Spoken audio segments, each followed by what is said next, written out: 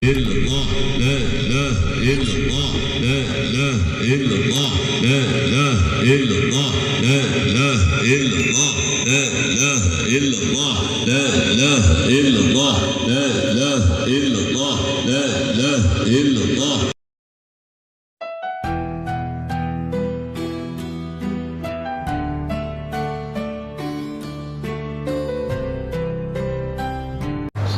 khususan ala hadirin ya syahudullah. Al-Fatihah wa rahmatullah. A'udzu billahi minasy syaithanir rajim. Bismillahirrahmanirrahim. Alhamdulillahi rabbil alamin. Ar-Rahmanir Rahim. Maliki yaumiddin. Iyyaka na'budu wa iyyaka nasta'in. اهدنا الصراط المستقيم صراط الذين أنعمت عليهم غير المغضوب عليهم ولا الضالين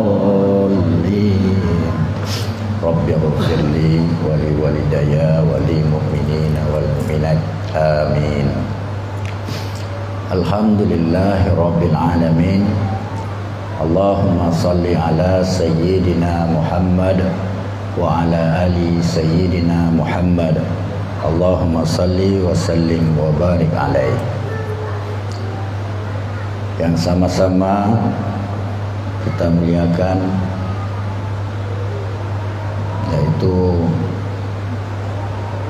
murabbina wa mursyidina al-arifu billah Abuya Syekh Haji Amran Wali Al-Khalidi beserta keluarga besar beliau dan juga seluruh murid-murid Abuya. Semoga Allah Subhanahu wa taala memanjangkan umur Abuya, memberikan kesehatan dan selalu dibantu oleh Allah dalam mendakwahkan ajaran yang hak ini. Amin amin ya rabbal alamin. Yang kami hormati guru kita bersama yaitu Ustadz Tubagus dan juga pengurus Masjid An-Nur, dan juga kepada wali MPTTI Kepri, ketua MPTTI Kepri, penasehat Bapak Haji Nur Salam, dan juga seluruh para alim yang telah berhadir di masjid yang berbahagia ini. Dan yang kami hormati Ketua P2T Perempuan Pecinta Tauhid Tasawuf Umirya Anggraini, dan juga para ibu-ibu, para seluruh jamaah yang telah berhadir, yang insya Allah dimuliakan oleh Allah Subhanahu wa ta'ala. Baiklah, pada malam yang berbahagia ini di depan kita ada selembar makalah. Makalah ini ditulis oleh Abuya Syekh Haji Amran Wali Al-Khalidi. Jadi setiap ada acara pengajian, Abuya selalu memberikan ilmu yang diambil daripada Quran dan hadis, dan juga kalam-kalam ulama yang mu'tabarah. Jadi di malam yang berbahagia sebagai rasulnya setelah mereka bersyahadat, asyhadu alla ilaha illallah wa asyhadu anna muhammadar rasulullah. Yang pertama, dakwah ini untuk meningkatkan keimanan agar mereka dapat mencintai Allah dan Rasul dan hidup berkasih sayang. Jadi tulisan ini dari Abuya, dakwah ini yang pertama untuk meningkatkan keimanan dan dapat hidup berkasih sayang. Kami dari Majelis MPTTI Kepri datang kemari bersilaturahmi, bukanlah mendakwahkan bapak-bapak dan ibu-ibu yang ada di sini, tapi kami melatih-latih diri. Karena sebagaimana firman Allah Subhanahu wa taala, Bismillahirrahmanirrahim, ku anfusakum wa akhlikum nara. Peliharalah dirimu dan keluargamu dari siksa api neraka. Jadi dirimu dulu, berarti untuk diri kami pribadi dulu, khususnya, umumnya untuk kita semua. Jadi bagaimana kita meningkatkan keimanan? Rasulullah sallallahu alaihi wasallam bersabda, An Abi Hurairah radhiyallahu anhu qala Rasulullah sallallahu alaihi wasallam, jaddidu imanakum. Qila ya Rasulullah wa kaifa nunajjidu imanana. Nah, dari sahabat Nabi Abu Hurairah radhiyallahu anhu, beliau mendengar Rasulullah sallallahu alaihi wasallam bersabda. Kata Rasulullah sallallahu alaihi wasallam, perbaharuilah iman kamu. Karena iman ini naik turun, Bapak.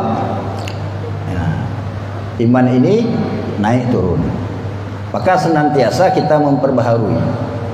Nah, bagaimana kami memperbaharui iman kami? Tanya sahabat. Aktsiru min qauli la ilaha illallah. Perbanyakkan mengucap la ilaha illallah. Ini yang digagas oleh Murabbi Abu Syekh Haji Amran Wali Al-Khalidi. Beliau menggagas yang namanya Zikir Ratib Seribe. Diambil Zikir Ratib Seribe ini dari bahasa Aceh, karena beliau orang Aceh. Maknanya zikir yang sebanyak-banyaknya, bukan harus 1000. 300 pun sudah banyak. 1500 lebih bagus. Karena untuk memperbaharui iman kita.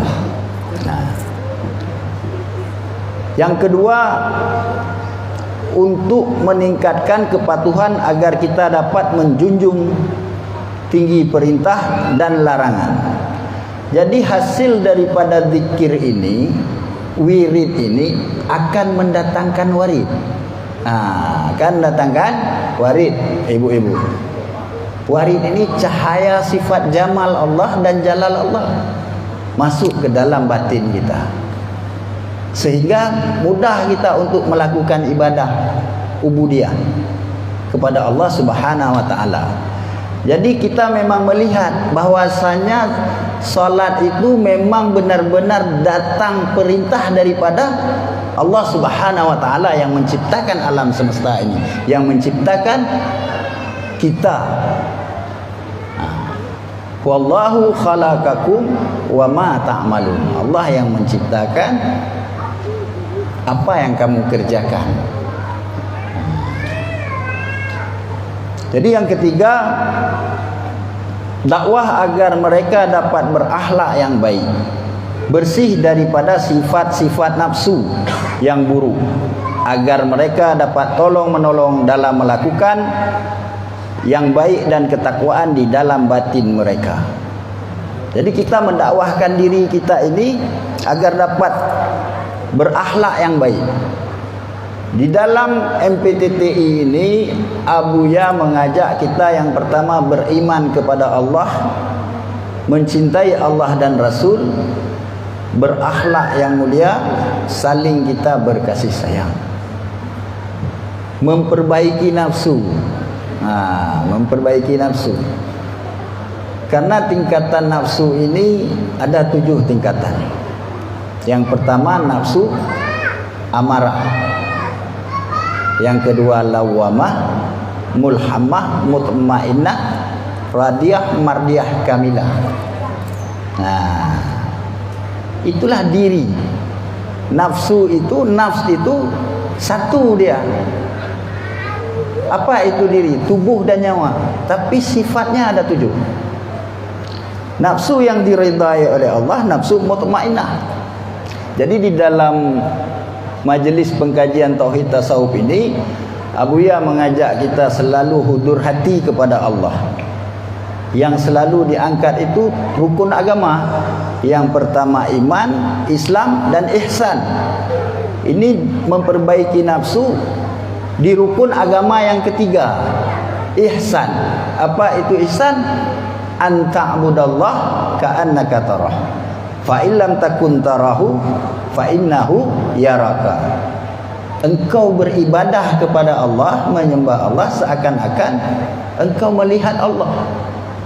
Apabila engkau belum dapat melihat Allah, maka engkau yakin Allah selalu melihatmu. Jadi ada merasa di dalam batin kita bahwasanya gerak-gerik kita ini selalu diperhatikan oleh Allah. Bahkan gerak dan diam kita ini datang daripada Allah Subhanahu wa taala. Nah,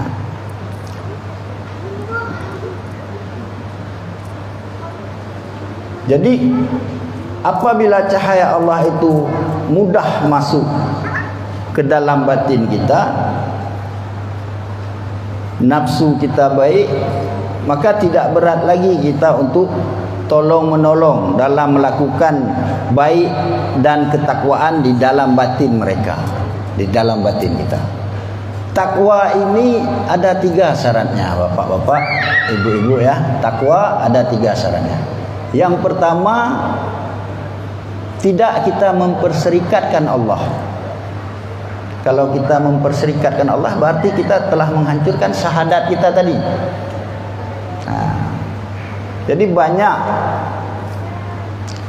di antara kita telah mengucap asyhadu alla ilaha illallah wa asyhadu anna muhammadar rasulullah, tapi bukan sedikit dari kita meninggalkan perintah Allah, terutama salat.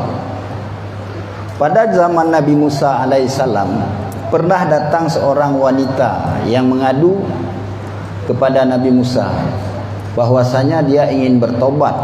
Wahai Nabi Allah Musa, tapi dosaku sangat besar sekali. Aku seorang penjina dan aku mempunyai anak hasil zina. Lalu aku bunuh anak itu. Maka Nabi Musa alaihissalam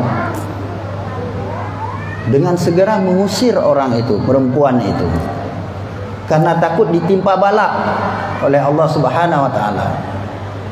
Pergi perempuan itu, tidak lama kemudian Allah mengutus malaikat Jibril berjumpa dengan Nabi Musa alaihissalam. Maka ditanya oleh malaikat Jibril alaihissalam, wahai Musa, tahukah engkau dosa yang lebih besar, lebih berat daripada itu? Apakah ada dosa yang lebih berat daripada dosa ibu itu tadi? Tanya Nabi Musa. Ada, yaitu tarku salah, meninggalkan salat dengan sengaja. Kita tidak pernah melihat, merasakan bahwasanya perintah salat ini datang daripada Tuhan kita, yaitu Allah Subhanahu wa taala. Nah, jadi meninggalkan salat dengan sengaja, mengentengkan salat, maka itu lebih besar dosanya.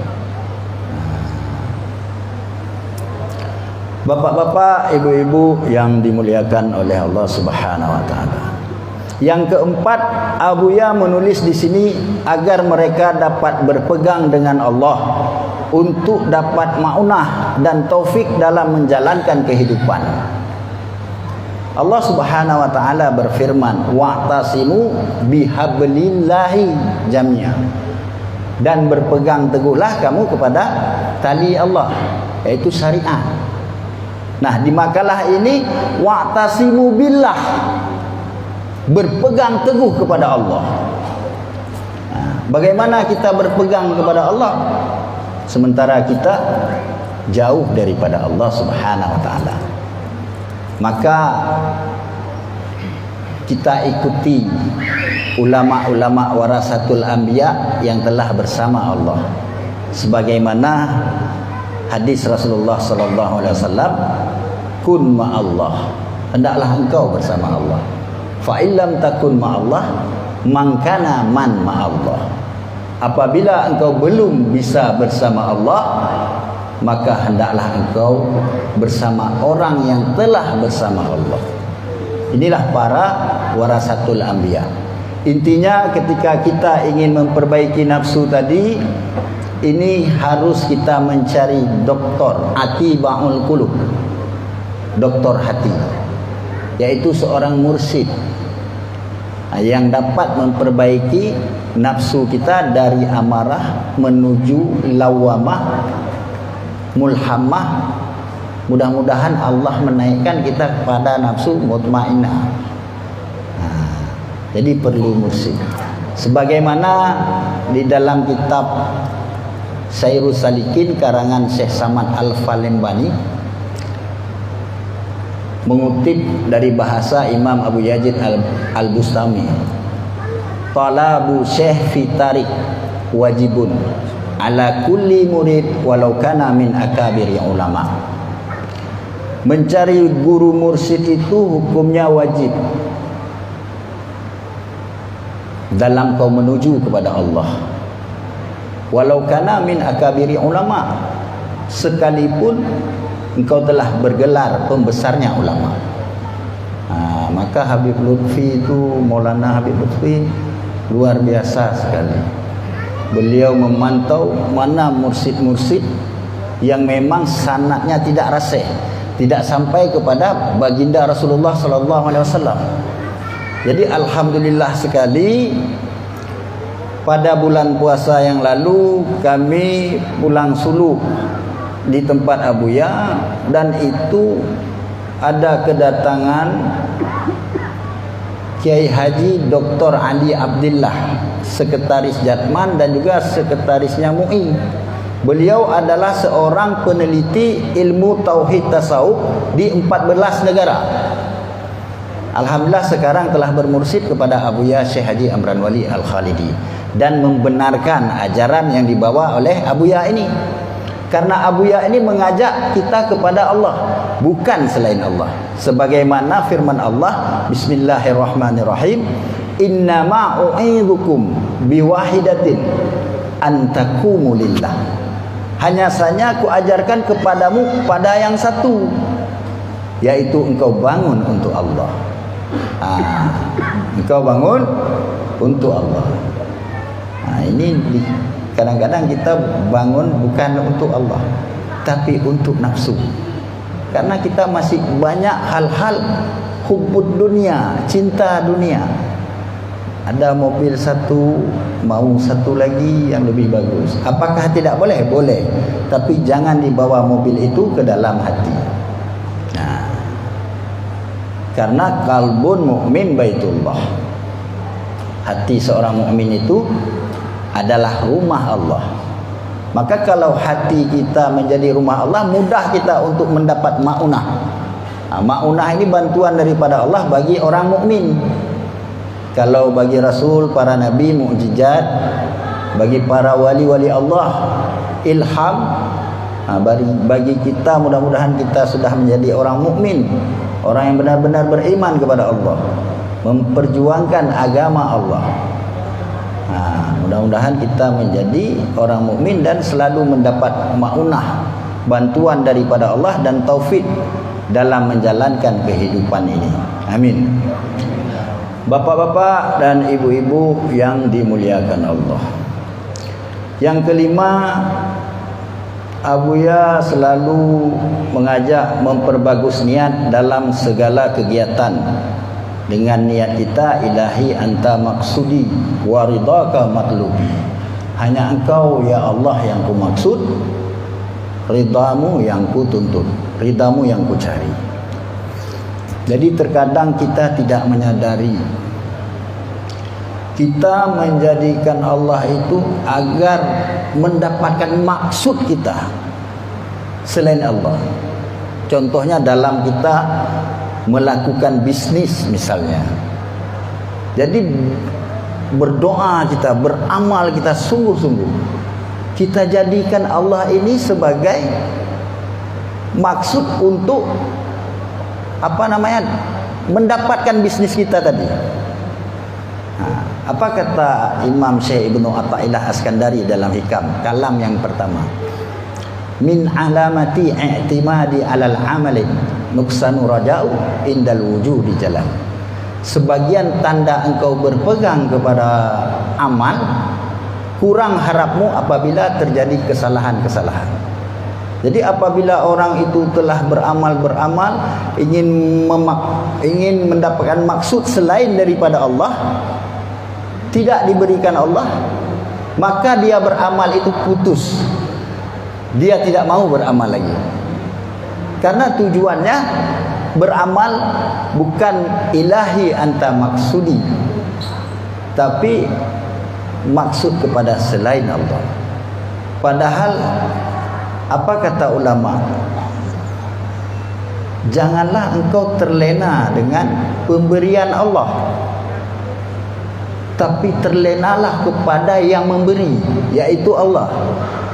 Maka apabila engkau mendapatkan ridha Allah itu, engkau akan terheran-heran dengan pemberian Allah itu. Saking besarnya karunia Allah Subhanahu wa taala. Yang keenam, bermakrifat dengan tauhid di dalam menjalani kehidupan. Sebagaimana hadis Rasulullah, awaluddin ma'rifatullah. Awal agama mengenal Allah. Baik itu kita mengetahui tauhid kalam, tauhid akidah, sifat 20. Yang mana 20 wajib, 20 mustahil, yang dibawa oleh seperti wali kita katakan tadi, Imam Abu Hasan Al-As'ari dan Imam Mansur Maturidi mengajarkan kita sifat 20 yang lahir ulama tahun 240 Hijriah, keturunan daripada sahabat Rasulullah Abu Musa Al-As'ari radhiyallahu anhu. Imam Abu Hasan Al-As'ari itu.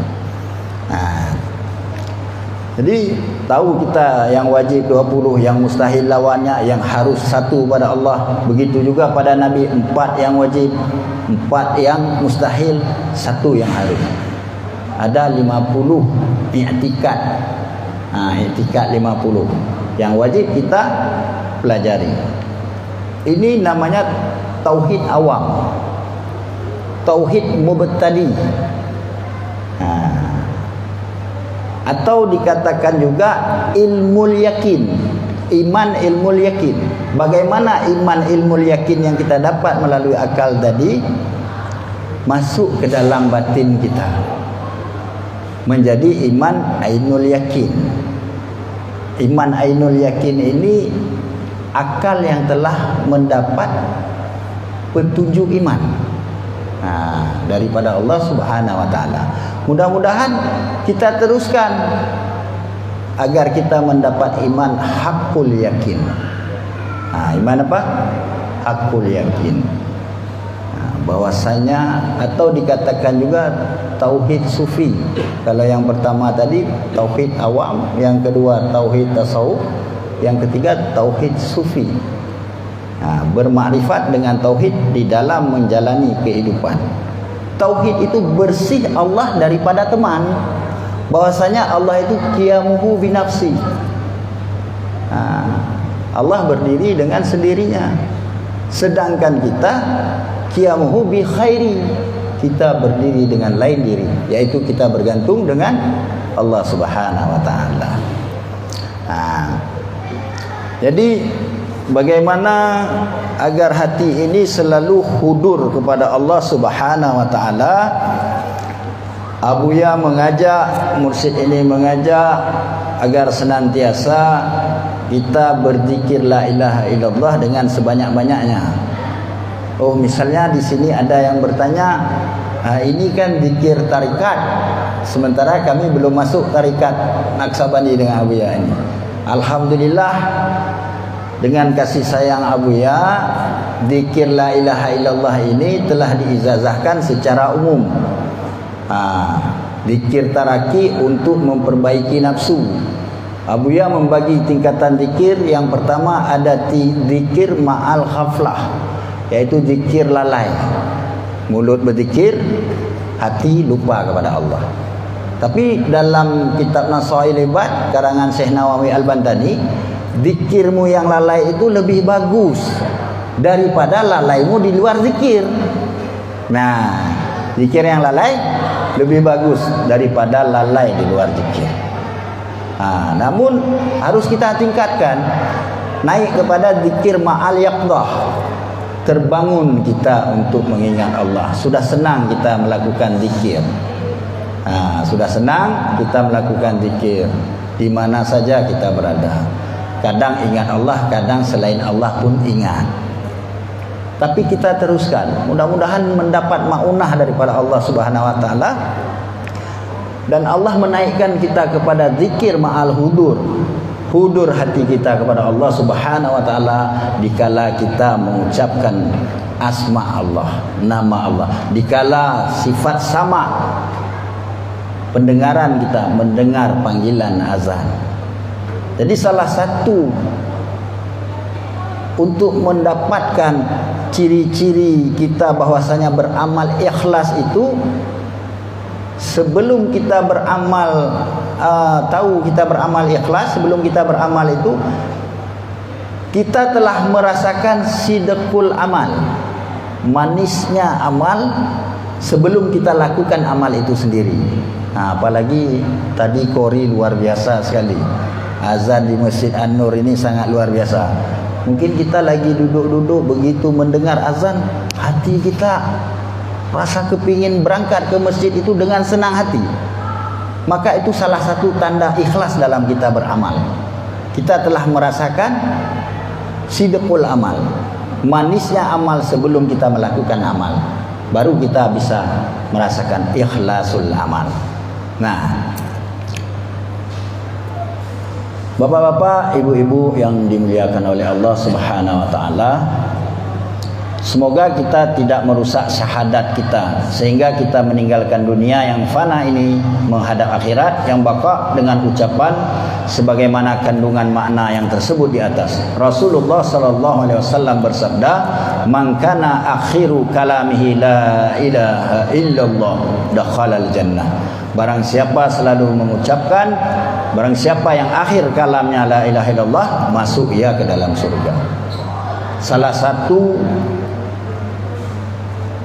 agar kita mendapatkan, dapat kita mengucap di akhir kalam kita la ilaha illallah itu, illannas mautu ala tabiatin, manusia itu mati menurut tabiatnya. Maka sekarang kita menjadikan kalimah thayyibah la ilaha illallah ini sebagai tabiat kita. Jangan kita menunggu ketika nanti kita sampai sakratul maut, la ilaha illallah, datang saudara kita membisikkan kepada kita la ilaha illallah, bala 6 yang keluar. Karena tabiat, na'udzubillah summa na'udzubillah min dzalik. Karena mungkin tabiat kita selalu duduk main batu. Karena kata Nabi, manusia itu mati menurut kebiasaannya. Mudah-mudahan dengan keberkahan yang diberikan oleh Allah Subhanahu wa taala bisa kita menjadikan kalimah la ilaha illallah ini sebagai makanan pokok. Karena zikir ini makanan rohani. Jadi waktu kita berzikir, rohani kita senang. Mula-mula Allah tu merasa jauh, kita jauh. Kita berzikir terus, kita berzikir lagi. Terasa Allah semakin dekat dengan kita. Bahkan lebih dekat daripada urat leher. Inilah penyebab didorong masyarakat untuk melakukan ratib seribe, dalam kurung zikir la ilaha illallah di mana-mana. Jadi kami dari Majlis Pengkajian Tauhid Tasawuf Abuya Syekh Haji Amran Wali Al-Khalidi mengajak saudara-saudara kami untuk kita bergabung bersama-sama dalam kita mensiarkan kalimah Allah la ilaha illallah, la ma'buda bihaqi illallah, la ilaha illallah, la maqsuda bihaqi illallah, la ilaha illallah, la mawjuda bihaqi illallah. Sebelumnya kami memohon maaf apabila ada perkataan kami yang kurang berkenan, karena kami di sini pun masih mendakwahkan diri kami pribadi, melatih-latih apa yang telah diajarkan oleh mursyid, lalu mengajak saudara-saudara kita semua agar dapat kita senantiasa mengingat Allah, hudur hati kita kepada Allah, dapat kita mencintai Allah dan Rasul. Mudah-mudahan pertemuan malam ini ada berkahnya dan kita semua mendapatkan ridha Allah Subhanahu wa taala, sebagaimana kata Nabi, apabila engkau melewati, singgahlah engkau kepada taman-taman surga. Apa itu taman-taman surga? Yaitu khalaqah dzikir. Mudah-mudahan malam ini kita duduk di taman-taman surga. Amin amin ya rabbal alamin. Akhirul kalam, sekian dan demikian. Wallahu a'lam bishawab.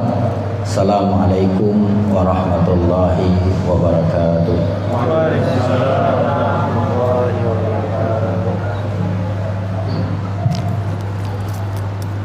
Terima kasih kepada guru kita bersama Tuan Samutra yang telah mensyarah menyampaikan pengkajian tauhid tasawuf pada malam yang berbahagia ini.